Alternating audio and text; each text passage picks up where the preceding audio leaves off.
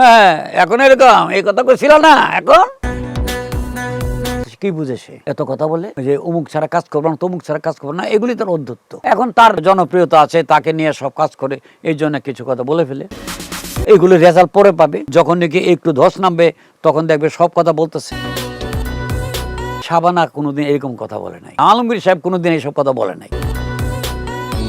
টেকনোলজির সঙ্গে সঙ্গে যেমন সিনেমার মেকিং চেঞ্জ হয়েছে, এই সাকিব খানের ভক্তরা মনে করে বা বলে সাকিব খান ওই টেকনোলজির সঙ্গে সময়ের সঙ্গে এগিয়ে গেছে, যেটা চলচ্চিত্র নির্মাতা আগাইতে পারি নাই।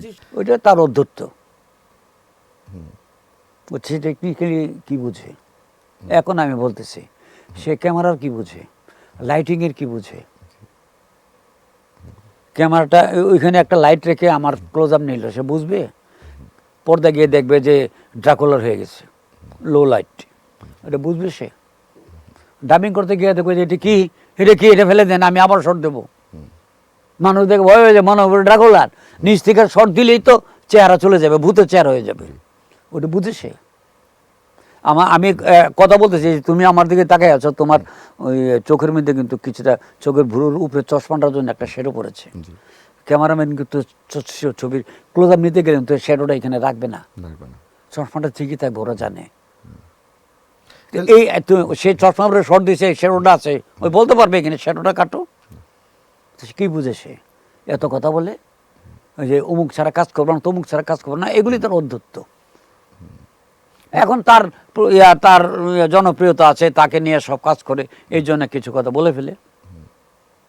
এইগুলো রেজাল্ট পরে পাবে, যখন নাকি একটু ধস নামবে তখন দেখবে সব কথা বলতেছে। হ্যাঁ, এখন এরকম এই কথা কইছিল না। এখন আমাদের চলচ্চিত্রে যেটা হয়, আস্পদ্য অদ্যাবধি শাবানা কোনোদিন এরকম কথা বলে নাই।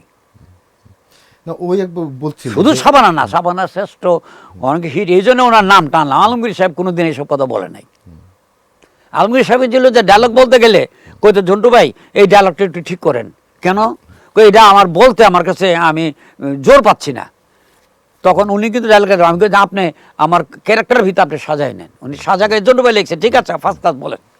টেকনোলজি কি বললে হবে? টেকনোলজি কি? এখানে ক্যামেরাটা কেন, ওখানে কেন, ওইখানে কেন? এটা কি একটা ক্যামেরা দেওয়া হয় না?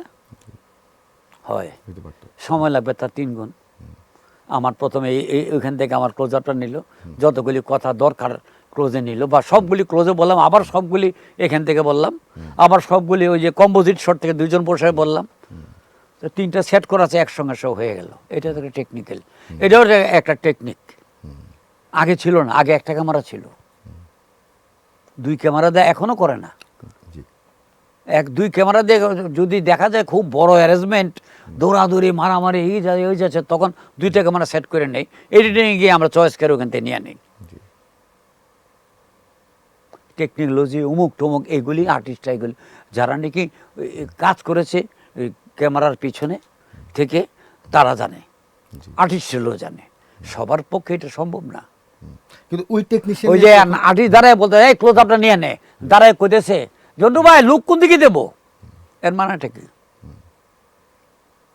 এই যে আমি বসে আছি রাইটে, লেফটে, তুমি বসে আসছো রাইটে, এখন যখন এতটুকু আসলো আমি কোন দিকে দেখবো? আমি যদি লেফটে বসে থাকি, তুমি ক্যামেরা লেফটে দেখবা, রাইটে বসে থাকি ক্যামেরা রাইটে দেখবা। এটা তো আর্টিস্টের দরকার নাই জানার। আমি অভিনয় করব, আপনি কোনখানে দেখবেন, আমি কোন দিকে তাকাবো, এটা আপনার ব্যাপার। এই যে টেকনিক্যাল ব্যাপারগুলি বলতেছো, এগুলি ওরা জানে না তো, বললেই হবে এই ক্যামেরা না ওই ক্যামেরা না, ওই কে ভালো লাইট করে, একটি চেহারা একটা ক্লোজ আপে 10 জন ক্যামেরাম্যান লাইট করলে 10 জনের 10 রকম হবে, সবগুলি হবে লাইটিং, কিন্তু এর ভিতরে নাম্বার দিতে গেলে একটা হাইয়েস্ট হবে। কেন? সেই লাইট দিয়ে করলাম, সেই ক্যামেরা দিয়ে নিলাম, এইগুলো ওরা বুঝবে? যে ক্যামেরাম্যান ভালো, আর্টিস্টরা তাকে প্রেফার করে বেশি, নায়িকারা ক্লোজ আপ শট, আমাকে মানুষ ক্লোজে দেখবে। মেয়েরা তো সৌন্দর্যকে বেশি শো করে, ছেলেরা এত না, এই দেখে দেখে শেষ, টেক করো। মেয়েরা এই করলো, ভুরুটা করলো, আমাকে ভালোভাবে দেখে, মেয়েদেরকে তো ভালোভাবেই দেখে। লাইটটা ক্যামেরাম্যানদেরকে একটু প্রেফার করে, আইসা তার সাথে হেসে কথা বলে, কেমন আছেন, আমার লাইটটা যেন ভালো করে করে।